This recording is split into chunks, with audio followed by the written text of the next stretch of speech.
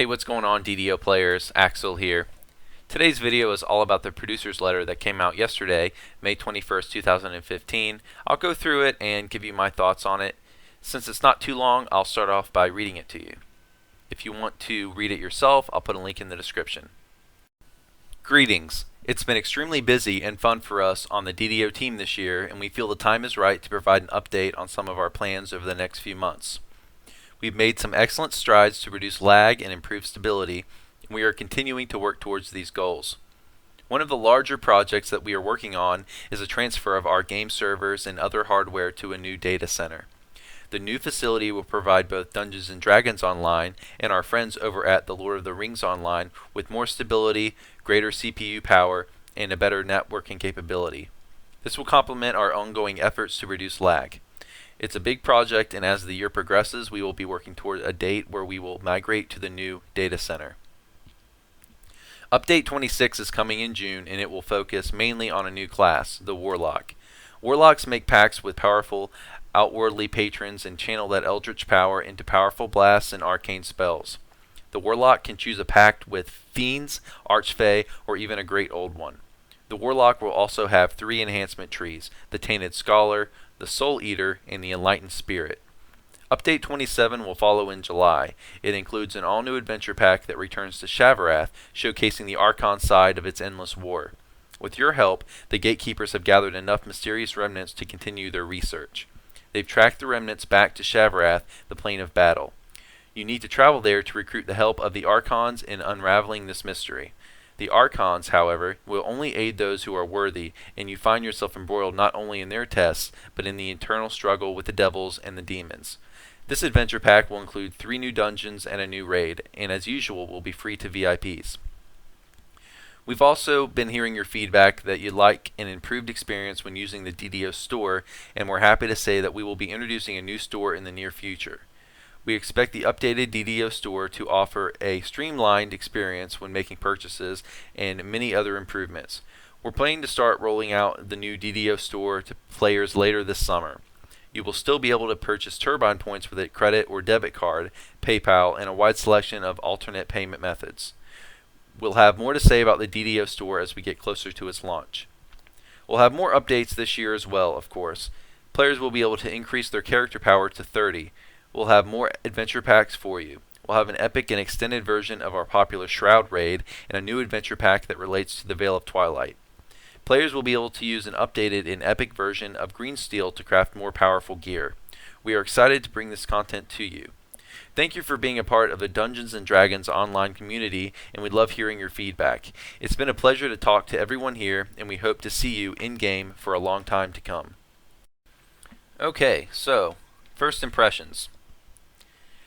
Not a lot of new stuff was in here, and that's not a bad thing necessarily. Some of that is because the developers, including the producer Severlin, have really been on top of communicating with players in the past 6 to 8 months. They've been telling us a lot more than we've ever been told before.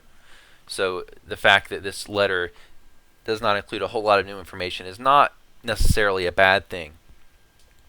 The first thing I noticed was the talk about moving to a new data center.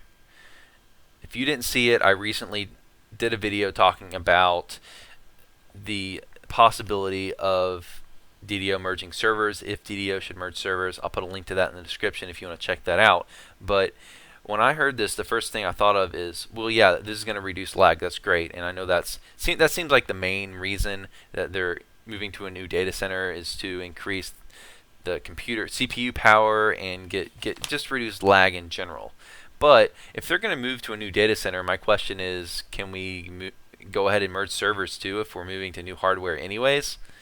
Now, unless I work there at DDO, which I obviously don't, really the developers are the only ones that can tell us if a movement to a new data center makes it easier or makes it possible to merge the servers at the same time.